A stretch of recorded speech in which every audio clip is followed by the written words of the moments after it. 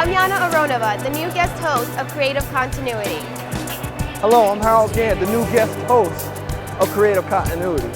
And don't forget about me, Mark Aronoff. A new set of hosts, a new season, and all shot in glorious HD.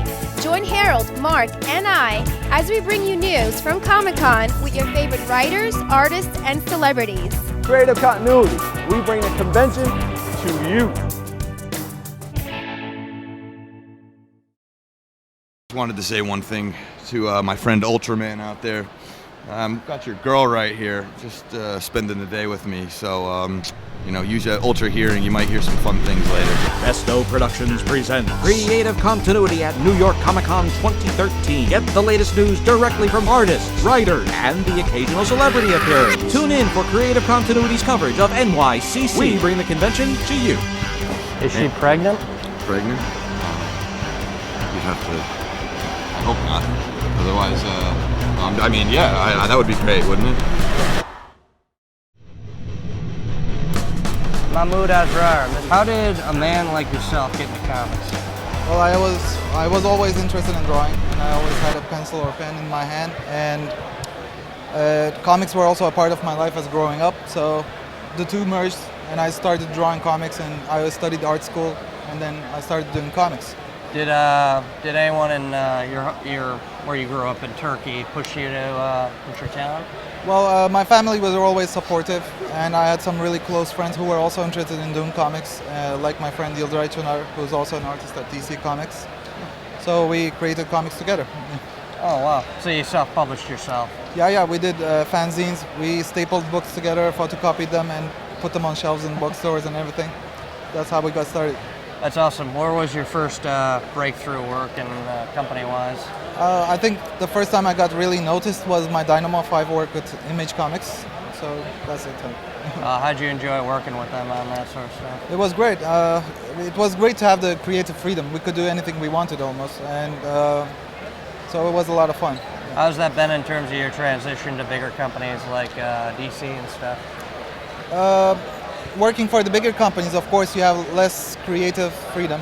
You got to work on, but when you go in that, you know that, so you got to work accordingly. So both have their own charms and downsides. Right now, I'm really happy drawing for DC. I used to draw for DC. Right now, I'm with Marvel, and I'm really having a good time because I'm working on characters I always wanted to work with.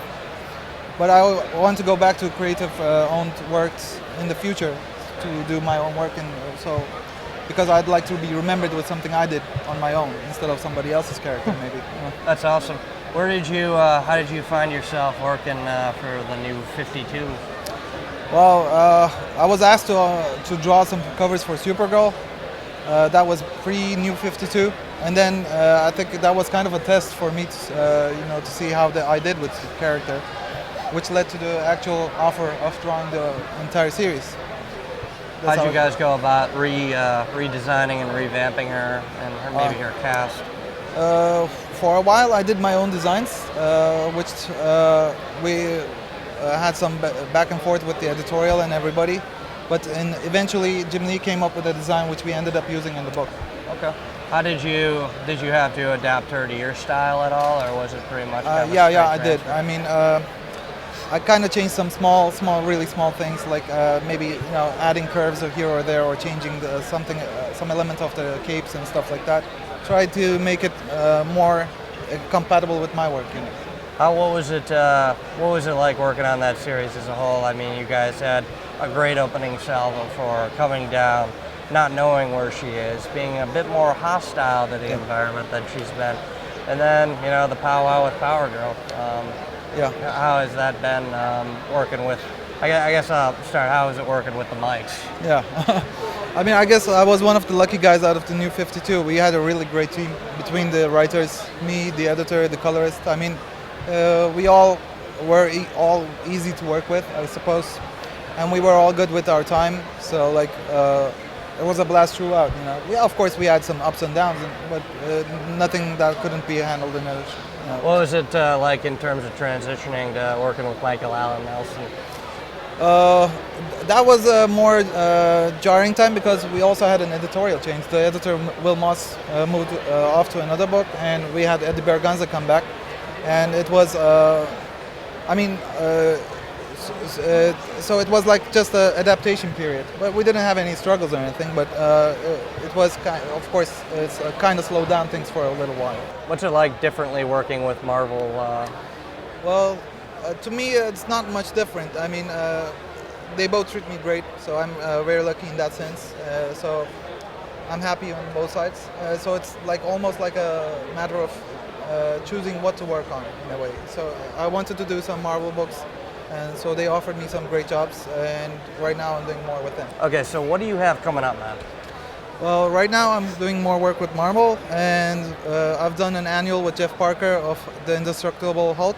Oh, nice. Which will come out in December, and I'm doing some issues with Mark Waid in the actual series, which will also come out soon. I have an upcoming book afterwards. I can't talk about it right now. Is that independent, DC? It's more Marvel work. Dustin Nguyen. Hey guys, hi Tommy, how's it going? Is it Nguyen or Nguyen? Nguyen. Nguyen, okay. Because I The Nguyen, the guy, whatever. what's your comics career been like? How'd you get in a little bit? Just pretty much the story everyone's got. You do pages, hit up conventions, and drop samples. Just draw like crazy, man. Yeah. What inspired you to want to go into this wacky business? I wanted to draw for a living. You wanted to draw for a living. What kind of comics inspired you growing up? Growing up, a lot of Batman, Ninja Turtles, Power Pack. Yeah, my three main titles. I liked the stories. They were like, nice and stark, but at the same time, they sent a message every time. So. How'd you feel getting put on Detective Comics with Paul and Derek? I love it, yeah. Paul was just one of my favorite writers, so it was like, you get to work with one of your favorites.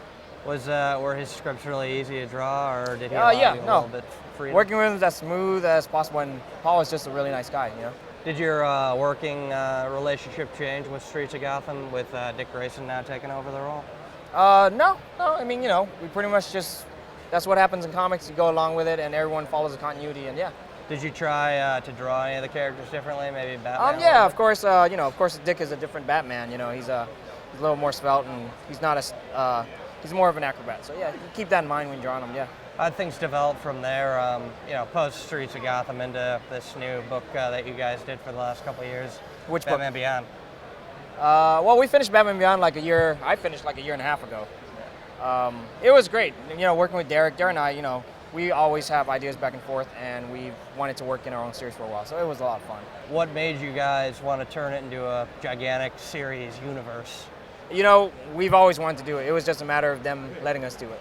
Was there initial skepticism at any point from anybody on that? Or? Before you pitch it, there always is, Yeah. Have you noticed any reaction from other people, like kids? I mean, it's a really we get feedback from kids, adults, and everything. It's great. It's all ages, truly all ages. Is that the thing you're working on, just, or do you have any other projects? That's consuming me entirely right now. Yeah. So what's an autographed, complete autographed version of Batman #1, New 52, DC?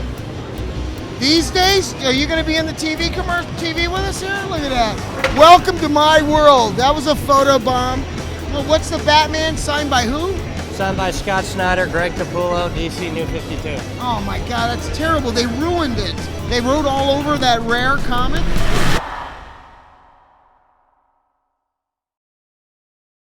Do you know about Bestow Productions? We're the area's leader in video production. We provide quality, award-winning, and professional work in television commercial advertising, video for the web, video content for direct distribution, video on demand, and so much more.